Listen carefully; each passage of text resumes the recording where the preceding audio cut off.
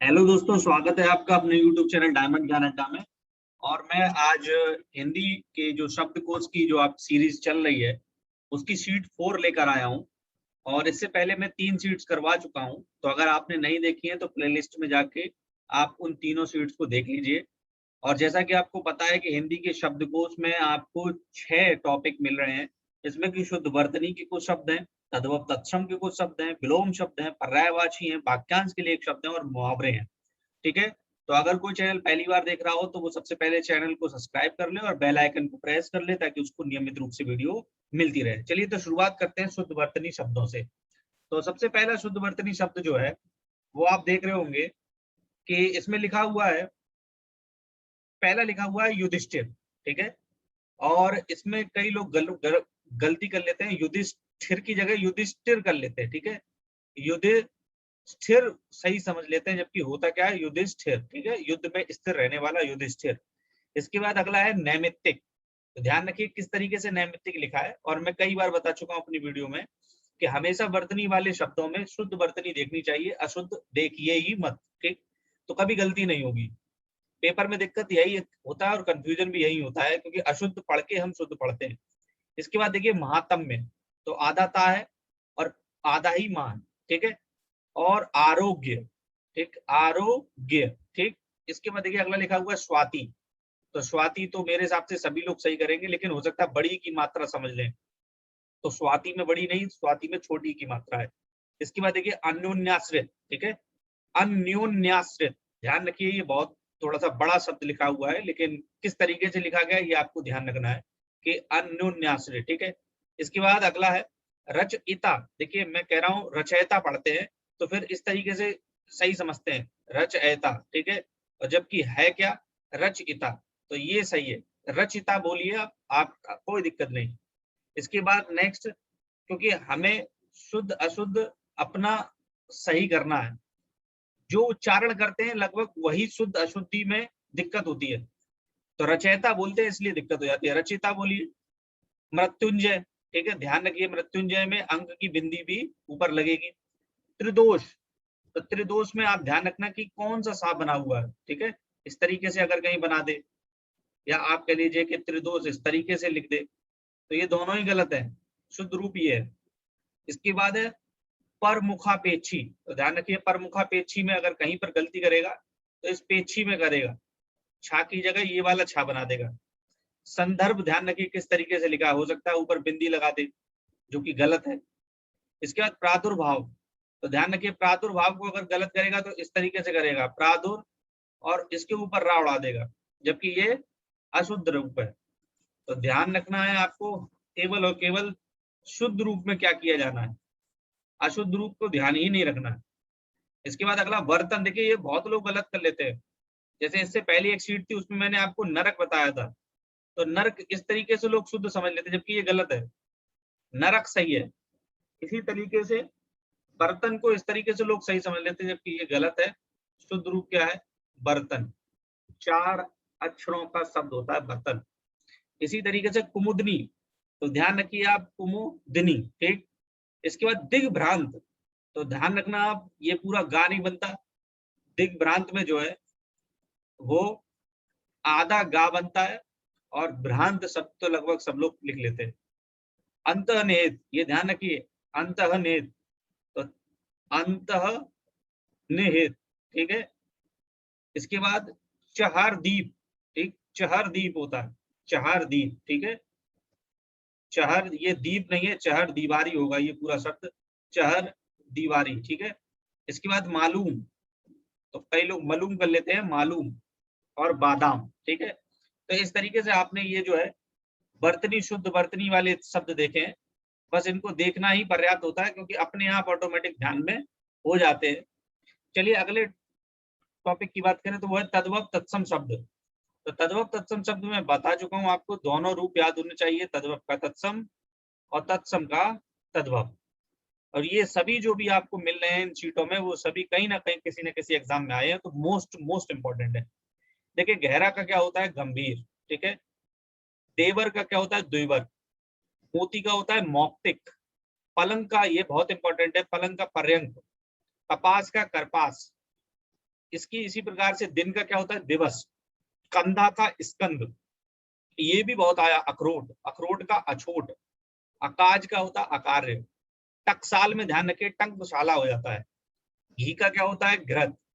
परगट का क्या होता है, प्रकट। अचरज का क्या होता है, आश्चर्य। पत्थर का क्या होता है, प्रस्तर। मिट्टी का क्या होता है, मृतिका। और इसी तरीके से गंभीर का गहरा, द्विवर का देवर, मोक्ति का मोती, पर्यंक का पलंग, कपास का कपास, दिवस का दिन, स्कंद का कंधा, अछोट का अखरोट, अकार्य का अकाच, टंकशाला का टकसाला। इसी प्रकार से घृत का घी, प्रकट का परगट, आश्चर्य का अचरज, प्रस्तर का पत्थर, मृतिका का मिट्टी। तो आप ध्यान रखेंगे तद्भव का तत्सम और तत्सम का तद्भव। ठीक है। इसके बाद विलोम शब्द, देखिए मुख्य का क्या होता है, गौड़। ठीक। समास का व्यास, ये ध्यान रखना, समास का विग्रह कर आते हैं लोग, जबकि समास का व्यास होता है। इसके बाद सुनील का सुशील का दुस्सील, निरामिस का सामिस, दीर्घ का लघु, प्रसूति का होता है निवृत्ति, सुलभ का दुर्लभ, कोई चीज आसानी से मिल जाए सुलभ, दुर्लभ ना मिले। पंडित का मूर्ख, कुसुम का वज्र, खंडन का मंडन, मानवता का निसंगता, रथी का बिरथ, अर्पित करना अनर्पित, उन्मुख विमुख, थोक का फुटकर, भूगोल का खगोल, विधि का होता है निषेध, सुमति का कुमति। और इसी तरीके से अगर आपसे इधर से इधर पूछे जाए तो भी आपको उसी स्पीड में याद होने चाहिए। गौड़ का क्या होता है, मुख्य। व्यास का समास, दुस्सील का सुशील, सामिस का निरामिस, लघु का दीर्घ, निवृत्ति का प्रसूति, दुर्लभ का सुलभ, मूर्ख का पंडित, वज्र का कुसुम, मंडन का खंडन, नृशंगता का मानवता, विरत का रथी, अनर्पित का अर्पित, विमुख का उन्मुख, फुटकर का थोक, खगोल का भूगोल, निषेध का विधि और कुमति का सुमति। ठीक है। अब बात करते हैं कुछ पर्यायवाची। इससे पहले मैं शायद 10 लगभग पर्यायवाची आपको बता चुका हूं उन 3 सीटों में। अब आगे पर्यायवाची की बात करते हैं। तो सबसे पहला पर्यायवाची है आकाश का। देखिए आकाश के कुछ तो आपको पहले से ही पता है, जो नहीं पता होते हैं उन्हीं को थोड़े से अपने दिमाग में सेट करा करिए। और बस क्योंकि पेपर में आपको देखना होगा कि कौन सा पर्यायवाची है कौन सा नहीं। तो देखिए पहली बात करते हैं कि नभ। नभ सबको पता है, आकाश का नभ होता है, अंबर होता है, व्योम होता है, गगन भी कहते हैं। और आकाश का जो विस्तार है वो अनंत है, कोई सीमा नहीं उसकी, तो अनंत कहते हैं, अंतरिक्ष कहते हैं, शून्य भी कहते हैं, अब्र भी कहते हैं। इसके बाद देखिए पुष्कर, पुष्कर माने तालाब भी है, पुष्कर माने आकाश भी है। तारापथ, आप जानते हैं सबरे तारा है कहाँ निकलते हैं, आकाश में। नाक कहते भी है, नाक का सवाल है, मतलब आकाश के आसमान भी कहते हैं। फलक कहते हैं, फलक तक चल साथ मेरे, ना गाना भी है, तो फलक माने आसमान तक। दिव, ये देखिए अलग है थोड़ा सा, दिव और खगोल। ठीक है। दिव, खगोल और द्विज, ये दिव और द्विज ये दोनों याद रखना, ये पहली बार आप देख रहे होंगे। ठीक है। तो इस तरीके से और तो सब सरल है, नव, अंबर, व्योम, गगन, अंत, अनंत, अंतरिक्ष, शून्य, अब्र, पुष्कर, तारापथ, नाक, आसमान, फलक, दिव, खगोल और द्विज। ठीक। नेक्स्ट अगली बात करें कि पृथ्वी। तो पृथ्वी के देखिए कुछ पर्यायवाची आपको खुद से याद है, जैसे अचला हुआ, अचला, भू, भूमि, धरा, वसुंधरा, वसुधा, धरती, धरित्री, धरणी, अपक्षिति। ठीक है। ये अग्नि माने भी पृथ्वी होता है, अबनी, मेदनी। अब ये जो हम जिस पे मैं ये कर रहा हूं सर्किल, इला, उई, मही और धात्री, ये थोड़े से आपको याद रखना। जगती आपको पता है, छोड़ी है ना, बसुमती मैया। इसके बाद बीज, प्रसू। तो ये सब जो है किसके हैं, पृथ्वी के पर्यायवाची हैं। ठीक है। इसके बाद देखिए समुद्र। समुद्र आप जानते हैं कि ज्यादातर जिसके पीछे धा लगा होता है वो समुद्र के कहलाता है। जैसे कि पयोधी, पय माने पानी होता है, पानी को धारण करने वाला, तो पयोधी हो गया। जलधि हो गया, वारिधि हो गया, उदधि हो गया, पयोनिधि हो गया, नीरनिधि हो गया, अवधि हो गया, सिंधु हो गया, जलधाम हो गया, वारीस, अर्पण, रत्नाकर, पारावार, सागर, नदीस, सरितपति। ठीक है। तो ये जो है वो किसके हैं, समुद्र के हैं। और अब मैं बात कर रहा हूँ बादल के। तो दा लगा हो तो बादल, धा लगा होता है तो ये छोटे पे हम लोग पढ़ लेते हैं, लेकिन ये नहीं है कि वही। अब अर्पण, अर्णव जो है इसमें कहीं नहीं लगा, तो कुछ ऐसे पर्यायवाची हैं जो अब पेपरों में आते हैं, तो वो आपको ध्यान रखने हैं, जैसे कि ये इंपॉर्टेंट है, रत्नाकर इंपॉर्टेंट है, पारावार इंपॉर्टेंट है, अवधि इंपॉर्टेंट है, ठीक है, बहुत ही महत्वपूर्ण है, बाघीश है, तो ये ध्यान रखिए आप। बादल की बात करें, जैसे पयोद हो गया, नीरद हो गया, अम्बुद हो गया, बारिद हो गया, पयोधर हो गया, बारिधर हो गया, अब्र हो गया, ठीक है, जलधर हो गया, ये देखिए बिल्कुल एक नया, परजन्य हो गया, ठीक है, बारिधर हो गया, ये देखिए जीमूत हो गया, जगजीवन हो गया, पलाहक हो गया, और घन तो सबको पता है, मेघ या घन, ठीक है। तो इस तरीके से आपने पर्यायवाची कुछ शब्द देख लीजिए।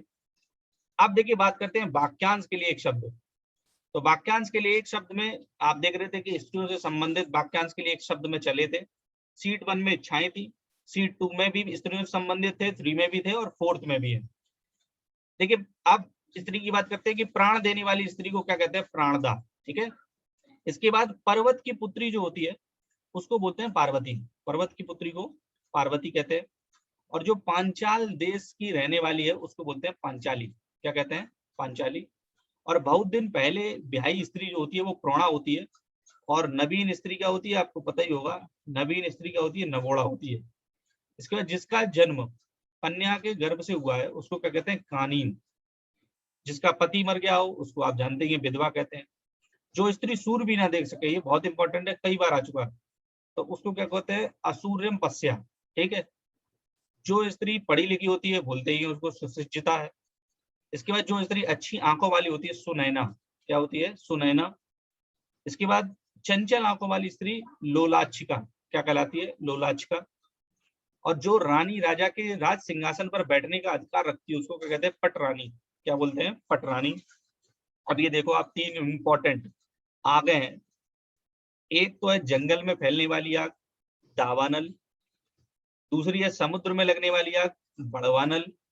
और तीसरी है पेट में लगने वाली आग, जठराग्नि। अब कंफ्यूजन हो जाता है पेपर में, इसलिए मैं दूर कर दूं। देखो पेट में जठराग्नि ग्रंथि होती है, तो इसलिए जठराग्नि हो गई। समुद्र में लगने वाली आग क्या होती है, बड़वानल। मतलब समुद्र में अगर आग लगेगी तो बहुत बड़े स्तर पर लगेगी, तो इसलिए बड़वानल।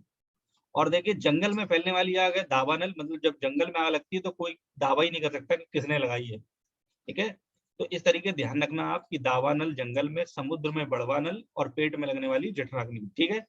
इसके बाद देखिए मुहावरों की बात करें तो पहला उल्लू सीधा करना, तो हर आदमी कहता है कि यार अपना देखो उल्लू सीधा कर लिया, मतलब काम निकाल लिया, ठीक है, स्वार्थ सिद्ध करना।